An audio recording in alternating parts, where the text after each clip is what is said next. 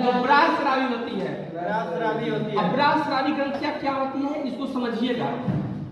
एक हो गया एक्सोक्राइन ग्लैंड, बोलिए तो एक्सोक्राइन ग्लैंड। ब्रास्रावी ग्रंथियां, बोलिए तो ब्रास्रावी ग्रंथियां। इंडोक्राइन ग्लैंड, अंतःस्रावी ग्रंथियां, मिक्स ग्लैंड, अंतःस्रावी मिश्रित ग्रंथियां, क्या बोलेंगे? मिश्रित ग्रंथियां। अब पारी पारी से हम लोग समझेंगे कि अंतःस्रावी क्या है, मिक्स ग्लैंड क्या है और ब्राह्यस्रावी ग्रंथियां क्या है। तो पहले ब्राह्यस्रावी ग्रंथियां है, तो पहले ब्राह्यस्रावी ग्रंथियां के बारे में हम लोग जान लेते हैं। देखिए बहुत बड़ा कंटेंट है और हम लोग पार्ट बाय पार्ट आराम से उस चीज को पढ़ेंगे और एक एक करके हम लोग इसको क्या करेंगे, समझेंगे। चलिए अब कहता है एक्सोक्राइन ग्लैंड, समझिएगा। मैं क्वेश्चन रिपीट करूंगा, अगर ध्यान बोर्ड पे नहीं दीजिएगा तो फिर अंक आपका कम आ जाएगा। एक्सोक्राइन ग्लैंड मतलब बोलिए ब्राह्यस्रावी ग्रंथियां। ब्राह्यस्रावी ग्रंथियां क्या है समझिए।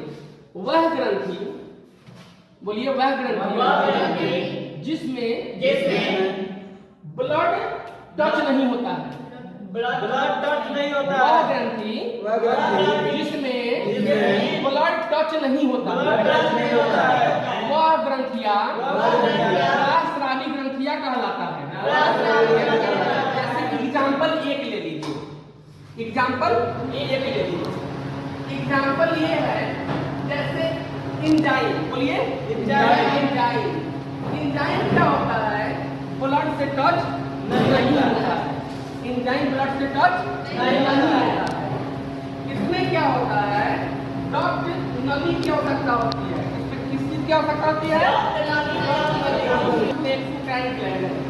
अब लार जो भोजन में पाचक का काम करता है, चिपचिपा पदार्थ होता है। क्या लार में खून होता है? नहीं।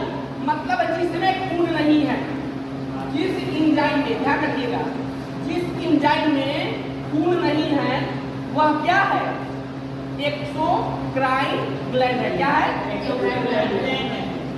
जैसे आंसू में खून नहीं होता है, आप कहिएगा कि सर कथी गाना है, लहू बन के आंसू टपकने लगे, खाली लड़की पटावेला, उसका कोनो मतलब नहीं है। आंसू अगर होगा, एगो बात बताइए, आंसू अगर है ना, लहू बन के आंसू निकलने लगे हैं, है ना, गाना है, गाना हीरो ही एक बात नहीं, छत पर से हीरो कूदता है तो नहीं मरता है।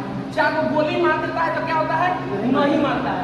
ये वो गोली को खाएगा तो बाप अब चिल्लाएगा, चार को में नहीं मरेगा। वो सिर्फ चल